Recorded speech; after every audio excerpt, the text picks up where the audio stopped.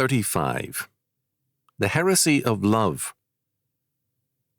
Chalcedon Position Paper, number 160, February 1993. One of the more persistent heresies that have plagued the Church has been the heresy of love as a redemptive and holy force. One of the fathers of this faith was the medieval abbot Joachim of Fiore. He divided history into 3 dispensations. The first was the age of the Father and of law, justice and wrath. The second was the age of the Son, and of grace and mercy.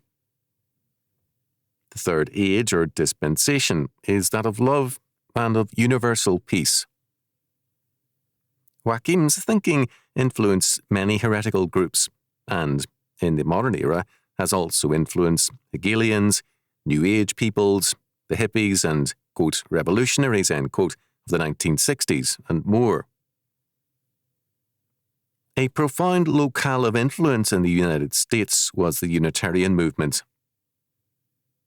For example, Monsignor Daniel Conway, 1832 to 1907, a Unitarian pastor, an ex-Methodist pastor, wrote in My Pilgrimage to the Wise Men of the East, of Kuan Yin, the Chinese goddess of mercy as the truly holy being, saying, She is the woman who refused to enter paradise so long as any human being is excluded. Never will I receive individual salvation, she said, and still remains outside the gates of heaven. Page 71. Another Unitarian, Henry Wadsworth Longfellow, wrote in his Christus, a Mystery, first interlude, with the Abbot Joachim speaking, I am in love with love, and the sole thing I hate is hate. For hate is death, and love is life. A peace, a splendour from above, and hate, a never-ending strife. A smoke, a blackness from the abyss, when unclean serpents coil and hiss. Love is the Holy Ghost within, hate the unpardonable sin. Who preaches otherwise than this, betrays his master with a kiss. Given this new faith, Unitarians soon found much of the Bible unloving and untrue. They quickly found the exclusiveness of Christianity and its belief in Jesus Christ as a lone man's Saviour to be intolerant and unloving, and all religions were embraced with equal fervour, or, should we not say of Unitarians, with equal coldness. Unhappily, the fundamentalist churches in the main have, in recent years, been closer to Longfellow than to St. Paul. They hold with as much intolerance as do the modernists to the need to be loving. Sad to say, I have found over the years that they get a bit testy if I ask how much love they showed for Hitler and Stalin. They refuse to agree that God, who is love, is also wrath, law, justice, mercy, and more. They have, in effect, altered the statement, God is love, to mean, love is God. They have also, in the name of love, become accomplished haters. Usually our most hateful mail comes from these love babies.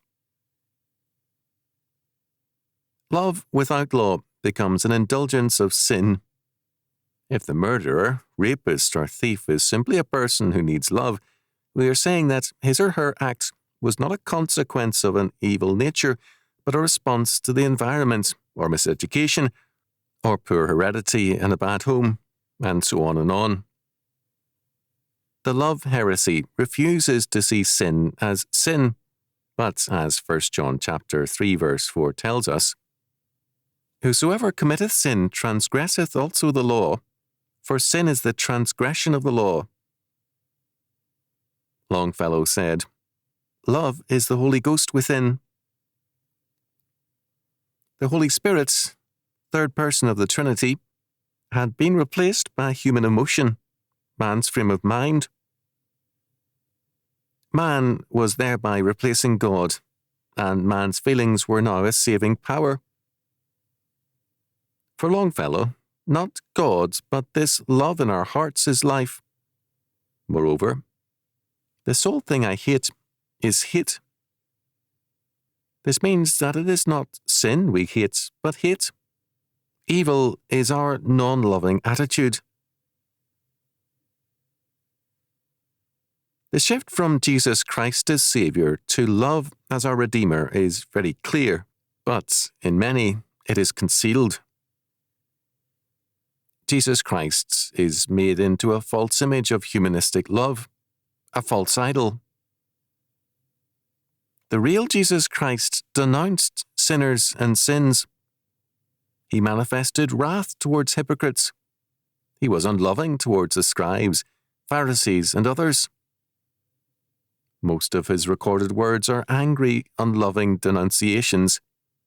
In fact, most of the Bible is hard, blunt language. In a world of sin, this must be the case.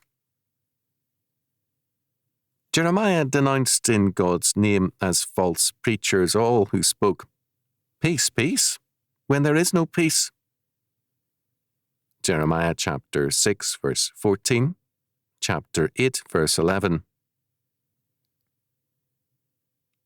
Love is neither truly love nor godly unless it is in terms of the Word of God. What God requires from us is not pious gush, but Christian action. Our faith applied to the world around us. Wash you, make you clean. Put away the evil of your doings from before mine eyes. Cease to do evil. Learn to do well. Seek judgment. Relieve the oppressed. Judge the fatherless. Plead for the widow. Isaiah chapter 1, verses 16 and 17. This false doctrine of love is humanism, not Christianity. It makes man paramount, not the whole Word of God. It eliminates from the Scripture everything that doesn't conform to this, quote, gospel, end quote, of love. The biblical doctrine of love is first and foremost concerned with God's love to men, and undeserved love given to us who deserved nothing from Him but judgment. It is covenant love. It gives us God's covenant law as our way of life. It demands of us an exclusive allegiance, because God has, in His mercy, chosen us. Then, second, biblical love means God's love to us gains the response of man's love to God. This means that we love and obey God. If ye love me, keep my commandments. John chapter 14, verse 15. Instead of being rebels and lawbreakers, we reveal our love of God by our obedience, for love for God is our response to God's love, our gratitude shown by our obedience and faithfulness. Our love of God is God's Spirit working in us. Deuteronomy chapter 30, verse 6. So that the God who chooses us also governs us. Third, the biblical doctrine of love means our love to other men in terms of His law. It is not a lawless love, as adultery, for example, is, nor a self-seeking love. It is a love of our neighbour and fellow man in terms of God's requirements. It is a practical, working love. It means that we put into force the second table of the Ten Commandments and all related subordinate laws in all our dealings with our neighbours. It is not a sentimental or an emotional love, but one in faithfulness to God's law. Humanistic love is not godly, as Solomon said. The tender mercies of the wicked are cruel. Proverbs chapter 12, verse 10. The humanistic love of our day is too often an indulgence of evil and a false substitute for Christian action and charity. Moreover, the heresy of love is all too common in pulpit and pew. Too many of its advocates are themselves guilty men who need the forgiveness of their sin in Christ, but pursue instead an antinomian love as salvation. Longfellow said, "The sole thing I hate is hate." This means that, in the name of virtue, the love babies believe they can hate all who do not share their gospel of love. Their self-deception is very great. This false gospel leads to silliness also. Longfellow took his love of love seriously. When he married, his friend Charles Sumner, famous later as an abolitionist senator, was so upset over losing his friend that Longfellow took him along on his honeymoon.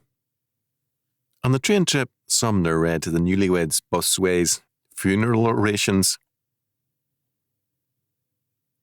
If hate is the unpardonable sin, as Longfellow held, meaning hating another man, then the hatred of God is demoted to a minor status, and the focus of all morality becomes what man does to man, a humanistic doctrine wherein the measure of all things is man, not God.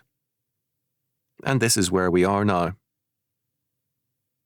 But without God's grace, there can be no truly moral love, because godly love is God's grace working in and through us. We have a world full of evil.